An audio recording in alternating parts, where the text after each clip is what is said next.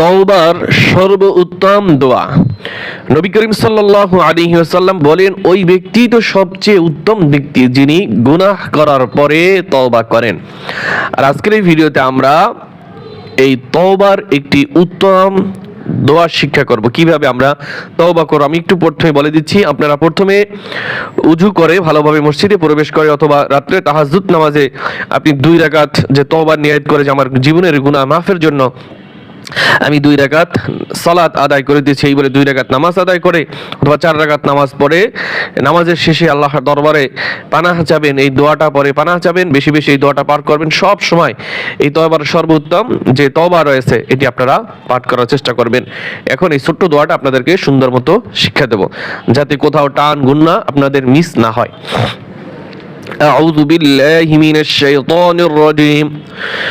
بسم الله الرحمن الرحيم أستغفر الله الذي أستغفر الله لا বলা যাবে না أستغفر الله الذي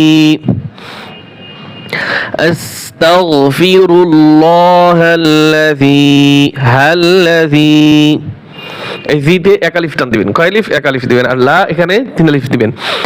লা ইলাহা ইল্লা হুয়াল হাইয়ুল কাইয়্যুম। ইল্লা টান হবে এখানে, হুয়াল হাইয়ুল কাইয়্যুম। ইল্লা হুয়াল হাইয়ুল কাইয়্যুম। ওয়া আতুবু ইলাইহি ওয়া হামজা জবর টান হবে না, তাও অপেশ তু এখানে টান হবে। ওয়া আতুবু ইলাইহি এখানে থামার জন্য, এখানে যে ওয়াকফ করছি থামছি এই জন্য টান হবে এখানে। ইলাইহি ওয়া আতুবু ইলাইহি আস্তাগফিরুল্লাহাল্লাযী লা ইলাহা ইল্লা হুয়াল হাইয়ুল কাইয়্যুম। এখান থেকে ধরেন আবার লা ইলাহা ইল্লা হুয়াল হাইয়ুল কাইয়্যুম